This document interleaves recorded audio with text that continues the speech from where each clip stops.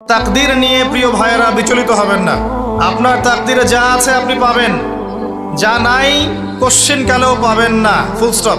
আপনার তাকদীরে যা আছে আপনি পাবেন, না পেয়ে আপনি দুনিয়া থেকে যাবেন না, ফুল স্টপ। আর আপনার তাকদীরে যা নাই সারা দুনিয়ার মানুষ মিলে আপনাকে দিতে পারবেন না। এই চিন্তাটা আগে মাথার মধ্যে সেট করেন। এই দুনিয়ার জীবনে আপনার দুনিয়ার বাড়ি গাড়ি, টাকা পয়সা, রিজিক, ব্যবসা বাণিজ্য, স্ত্রী সন্তান, এগুলোকে নিয়ে এত বিচলিত হওয়ার কিছু নাই। আপনার আমার তাকদীরে যা লেখা হয়েছে এর একটা দানা আপনি বেশি খেয়ে পৃথিবী থেকে যাবেন না। আর আপনার আমার রিজিকে যা আছে তার এক চুল রেখে আপনি দুনিয়া থেকে যাবেন না। এটাই চূড়ান্ত সত্য কথা। আপনি ঘুষ খান আর সুদ খান আর দুর্নীতি করেন আর মানুষের সম্পদ আত্মসাৎই করেন না কেন, যতটুকু লেখা আছে আপনার তাকদীরে এর বেশি আপনি কিচ্ছু পাবেন না।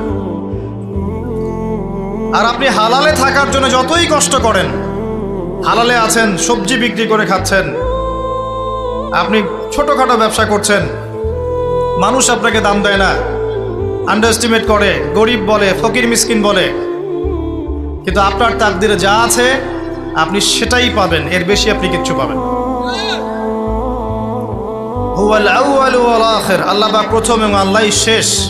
কুল্লু মান আলাইহা ফান ওয়া ইয়াবকা ওয়াজহু রাব্বিকা যুল জালালি ওয়াল ইকরাম। প্রত্যেকটা বিষয় ফানা হয়ে যাবে, কিচ্ছু থাকবে না।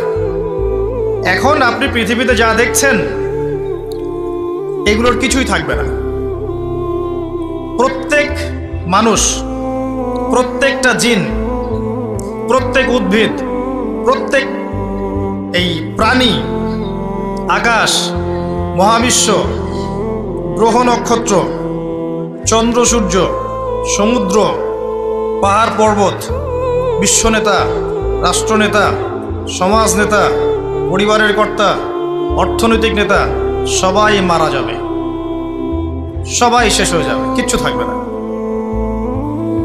এই বিষয়টা আগে ভালো করে হজম করতে হবে যে আমরা এখানে থাকতে আসিনি, আমরা এই দুনিয়ায় থাকতে আসিনি, আমরা এখানে এসেছি চলে যেতে। যার মনের মধ্যে এই কনসেপ্ট থাকে সে কখনো আল্লাহ পাকের বিদ্রোহী হতে পারে না, সে কখনো আল্লাহ দ্রোহিতা করতে পারে না, কুফরি করতে পারে না, শিরক করতে পারে না, আল্লাহর অবাধ্য হতে পারে না। যার মনের মধ্যে এই চিন্তা বদ্ধমূল যে আমি এখানে থাকতে আসিনি, আমি এখানে মুসাফিরের মতো এসেছি, গাছের ছায়ায় বিশ্রাম নিচ্ছি, বিশ্রাম নিয়ে শেষ হবে চলে যাব। যারাই আল্লাহ দ্রোহিতায় লিপ্ত হচ্ছে, শিরিক করছে, বেদাত করছে, হারাম খাচ্ছে, ঘুষ খাচ্ছে, সুদ খাচ্ছে, জেনা করছে, আল্লাহ দ্রোহিতা করছে, আল্লাহর বিধানকে অস্বীকার করছে, তারা ইনডাইরেক্টলি ধরে নিয়েছে যে তারা মনে হয় পৃথিবীতে চিরকাল থাকবে। কারণ যদি কিয়ামতের মাঠের কথা তাদের স্মরণ থাকতো তারা কখনোই কাজগুলো করতে পারতো না, পারতো? এবার আসেন, আল্লাহ পাক কলম সৃষ্টি করে তাকদীর লিখেছেন, অতএব তাকদীর নিয়ে প্রিয় ভাইয়েরা বিচলিত হবেন না। আপনার তাকদীরে যা আছে আপনি পাবেন, যা নাই কোশ্চেন কালেও পাবেন না, ফুল স্টপ। আপনার তাকদীরে যা আছে আপনি পাবেন, না পেয়ে আপনি দুনিয়া থেকে যাবেন না, ফুল স্টপ। আর আপনার তাকদীরে যা নাই সারা দুনিয়ার মানুষ মিলে আপনাকে দিতে পারবেন না। এই চিন্তাটা আগে মাথার মধ্যে সেট করেন।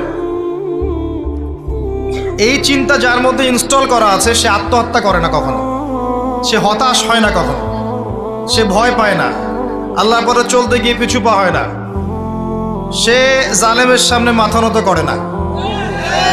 যার মাথায় এই চিন্তা আছে যে আল্লাহ যা লিখেছেন এটা হবে, যা লিখেন নাই সারা দুনিয়ার মানুষ মিলে সেটা হবে না, সিম্পল।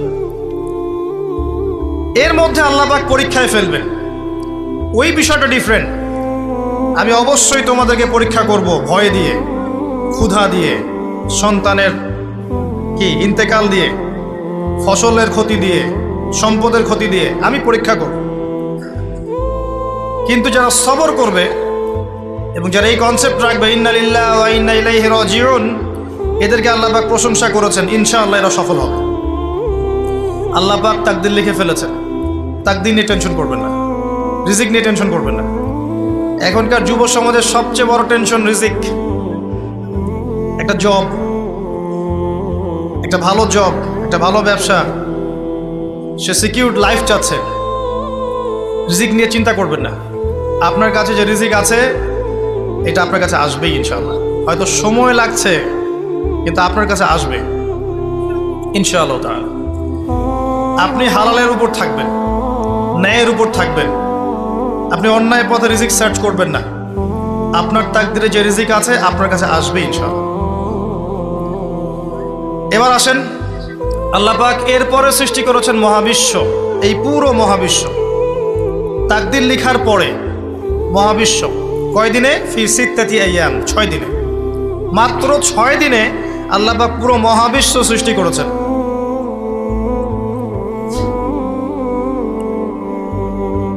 হুয়াল্লাযী খালাকাস সামাওয়াতি ওয়াল আরদা ফি সিত্তাতি আইয়াম সুম্মা ইস্তাওয়া আলাল আরশ। সূরা হাদীদের মধ্যে একটা আছে, তিনি সে আল্লাহ যিনি এই মহাবিশ্ব সৃষ্টি করেছেন 6 দিনে, এরপরে আরশের উপর সমাসীন হয়েছেন। আল্লাহ পাক এর একদিন আমাদের একদিনের মতো নয়, বরং কিয়ামতের মাঠে যেদিন আমরা দাঁড়িয়ে থাকব এই দিনটা হবে আল্লাহর হিসেবে 50,000 বছরের সমান। মানুষ অস্থির হয়ে থাকবে, বিচার শুরু হচ্ছে না কেন। অপেক্ষা করা কাজটা খুব যন্ত্রণাদায়ক, তাই না? কারো জন্য অপেক্ষা করা, অপেক্ষা করে আছেন, 1 ঘন্টা পর আসবে, এলো না, আপনি অস্থির হবেন। 2 ঘন্টা পরে এলো না, 10 ঘন্টা পরে এলো না, আপনি অস্থির হবেন, পায়চারি করবেন, বই পড়বেন, নাস্তা খাবেন, হাঁটাহাঁটি করবেন, আপনি ব্যাকুল হয়ে যাবেন। অপেক্ষা করা একটা ডিফিকাল্ট কাজ। কিয়ামতের মাঠে মানুষ 50,000 বছর অপেক্ষা করবে, বিচার শুরু হচ্ছে না কি জন্যে। সবাই গিয়ে ধন্না দিবে, প্রথমে আদম আলাইহিস সালাম, তারপরে নূহ আলাইহিস সালাম, ইব্রাহিম, মূসা, ঈসা আলাইহিমুস সালাম। আল্লাহর কাছে একটু সুপারিশ করেন, বিচার যেন শুরু হয় অ্যাটলিস্ট।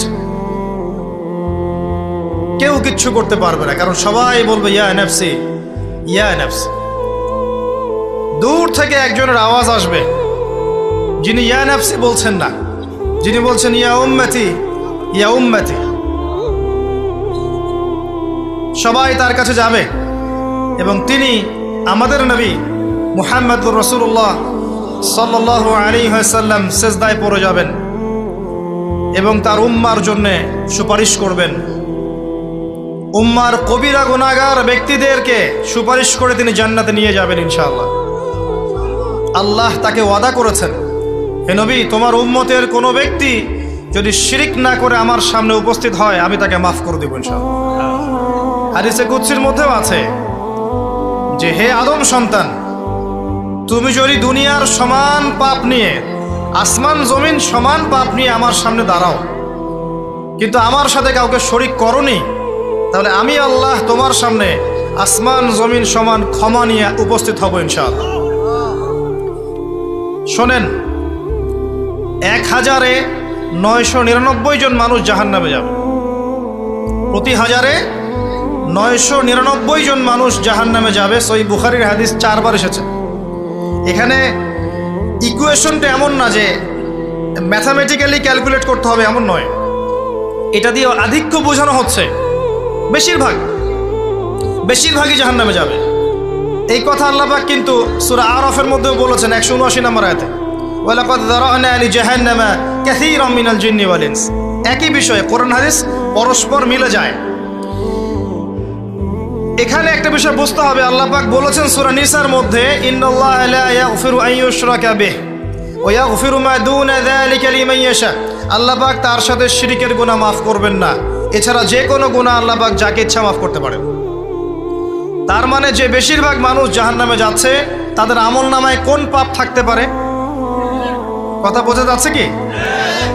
নিঃসন্দেহে তাদের আমলনামায় শিরকের পাপ থাকবে। এটা বুঝতে আপনাকে পিএইচডি করার দরকার নাই। আল্লাহ পাক শিরক ব্যতীত যে কোনো পাপ যাকে ইচ্ছা মাফ করতে পারেন। তার মানে তারা জাহান্নামে যাচ্ছে বিকজ অফ শিরক। আমাদের মুসলিমরা এখন শিরক বোঝে না। অমুসলিমরা তো শিরক করেই। যেমন কেউ বলছে ওয়াকালাতিল ইয়াহুদু উযাইরুন ইবনুল্লাহ, ইহুদিরা বলছে উযাইর আল্লাহর সন্তান, নাউযুবিল্লাহ, শিরক। অথচ ওরাই এখন বিশ্বকে রুল করছে, তাই না? ওয়াকালাতিন নাসারা আল মাসীহ ইবনুল্লাহ, নাসারা বলছে যে ঈসা ইবনে মারইয়াম আল্লাহর সন্তান, তাই না? অথচ ওই সভ্যতাই এখন বিশ্বকে রুল করছে। যালিকা কাউলুহুম বিআফওয়াহিহিম, এটা ওদের মুখের কথা, এটা জাস্ট মুখের কথা। আবার অনেক সময় দেখা যায় যে আল্লাহকে বাদ দিয়ে আমরা মাধ্যম পূজাও করছি। অমুসলিমরা তো শিরক করছেই, যারা মুসলিম তারা দেখবেন আল্লাহকে বাদ দিয়ে মাধ্যম পূজা শুরু করেছে। মাজারের পূজা করছে, কবরের পূজা করছে, মৃত ব্যক্তির ওসিলায় পার পাওয়ার চেষ্টা করছে। মুসলিম থেকে দেখবেন তাকদীরকে অস্বীকার করছে, আল্লাহর হালালকে হারাম করছে, আল্লাহর হারামকে হালাল করছে। মুসলিম থেকে দেখবেন যে হাতে একটা আংটি পড়েছে, ভাই কি জন্য পড়েছেন? এই রোগ ভালো হবে আমার। গলায় একটা বালা ঝুলিয়েছে, কোমরে একটা মাদুলি, ভাই এগুলো কেন? যে এগুলোতে রোগ ভালো হবে। মুসলিমদের কথা বলছি, অমুসলিমদের কথা বাদ দেন। যারা বলছে আল্লাহর সন্তান আছে, ওদের কথা তো বলার দরকার নেই আমাদের, কারণ এগুলো স্পষ্ট শিরক। তবে এতটুকু বলি যে 25শে ডিসেম্বরে যারা বলেছে মেরি ক্রিসমাস, বলেছে না? 25শে ডিসেম্বর যারা বলেছে মেরি ক্রিসমাস, মুসলিমদের মধ্যে এরা স্বীকার করে নিয়েছে যে ওই দিন আল্লাহ রাব্বুল আলামিন ঈসা আলাইহিস সালামকে জন্ম দিয়েছেন। নাউযুবিল্লাহ, নাউযুবিল্লাহি মিন যালিক। আর এটা এত বড় একটা কথা, এই কথা যদি আসমান জমিন আর পাহাড় শুনে রিয়্যাক্ট করতে পারতো, থরথর করে কেঁপে ভেঙে যেত। এরা সূরা মারিয়ামের শেষের দিকে পড়ে দেখেন,